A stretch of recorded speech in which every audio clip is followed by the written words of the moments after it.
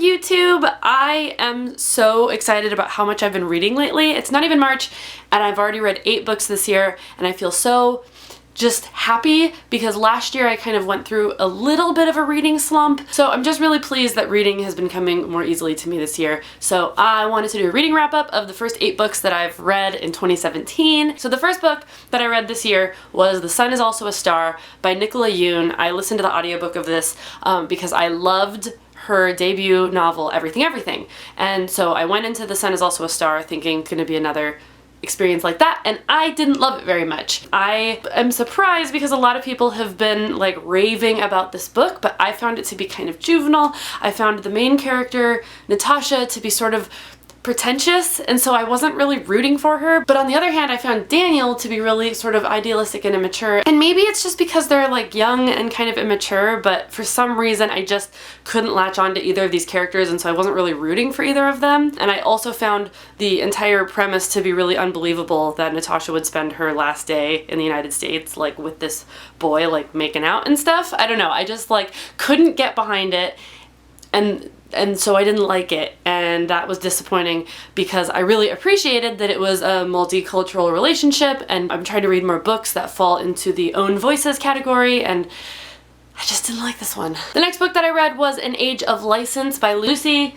Nisley, I think is how you say her last name. This was a really cute little graphic novel travelogue. I read the physical copy of this, but then I took it to a Galentine's book swap, and I actually let it go on to another reader. But I thought this was pretty cute. It was about this graphic novel writer who took a trip around Europe and kind of did a graphic novel travelogue of her trip, and it was fun and cute, and it didn't have any like massive lasting impressions on me, but it was an enjoyable read. Then I read Simon versus the Homo Sapiens Agenda. This is a book that had been on my list for a long time. After I read Aristotle and Dante Discover the Secrets of the Universe, this was the one that was kind of being recommended to me all the time.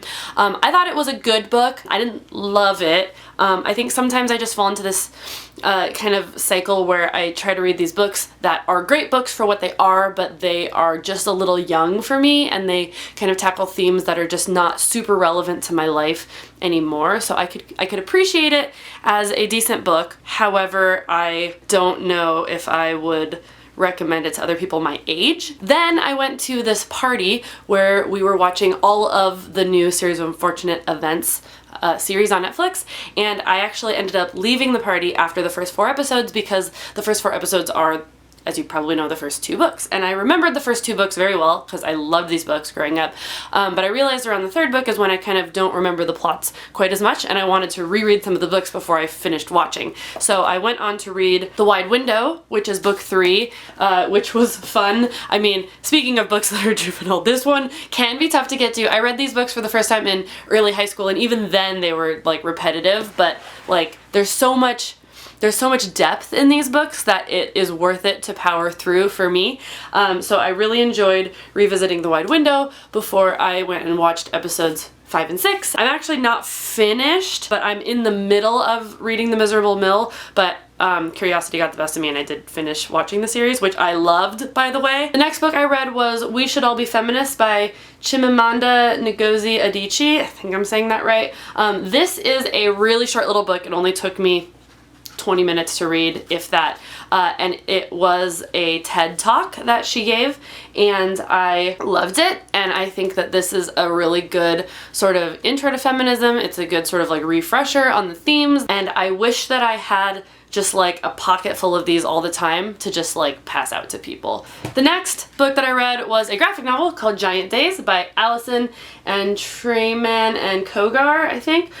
This is volume 1. I picked this up, gosh, probably last year at Emerald City Comic Con, and we're almost at Emerald City Comic Con this year, so I waited a long time to read it, and I really enjoyed it. It was about all of these girls in college, and they seem like they have nothing in common, but they have this like really solid, just sort of like girl power friendship, and they get themselves in all these like mishaps that just felt really like genuine and true to the female college experience. The next book I read was Wonder by R.J. Palacio. This is a book that's been on my list for a really long time, and I ended up listening to the audiobook, which was great because it had a lot of different narrators for all of the different characters, which really added to the story. The voice of Augie was this like really genuine kind of like young kid voice. It is a book about a boy who, I can't remember the name of the actual condition that he has, but he was born effectively like deformed. It's not really the word that they use, but it's about him starting to go to public school and making friends and the sort of trials that he faces and how people are mean to him and how other people are accepting of him and how he kind of goes on to like teach a lot of people a lot of things about what it means to be a friend. And it's such a good book. And I think that it should be required reading for everybody. It definitely touched me in a lot of ways, and I feel like it made me a more compassionate person, and I just really enjoyed it. I thought it was so wonderful. The next book that I read was one that I just like happened upon, and it's called Beyond Belief: My Secret Life Inside Scientology and My Harrowing Escape by Jenna Miscavige Hill. And this is a biography about a girl who grew up in Scientology and is actually the niece of the guy who took over the church when L. Ron Hubbard died. And so she was very, very close to the source, and it's a very, very honest and shocking account of what it's like to grow up completely immersed within the church, not just as a public Scientologist, but as a member of the Sea Org, and as a child of members of the Sea Org, and then working toward becoming a member of the Sea Org. And I didn't really know anything about Scientology before I read this book, and it was fascinating and horrifying, and she's a fantastic writer, and she has a fantastic story, and it just was really eye-opening. And so I don't read a lot of biographies, but I'm so glad that I read this one because I learned so much. Yeah, it was just great. It's just awesome when you stumble upon a great book like that. So those are the 8 books that I've read so far this year. I have so many books on my TBR for this year. I have a bunch of audiobooks that I'm excited to get to. I have a whole bunch of awesome like history books that I picked up after the election, so keep an eye out for the book haul that I'm going to be doing soon, because I have a lot of books that are kind of very far outside my comfort zone that I'm excited to dive into. As for what I'm reading right now, I'm listening to The Handmaid's Tale by Margaret Atwood, and I'm also reading Starboard Murphy and the World Outside by Karen Finneyfrock. This was my writing teacher in that class that I took at the University of Washington recently, and this is about a girl who grows up inside what can only be described as a cult, and so far it's pretty good. I'm not very far into it, but I will let you know in my next wrap-up how I feel about it. So that is everything I'm reading. Let me know what you're reading down below. Let me know what you thought of the Series of Unfortunate Events series if you watched it, and I will see you next time. Bye guys!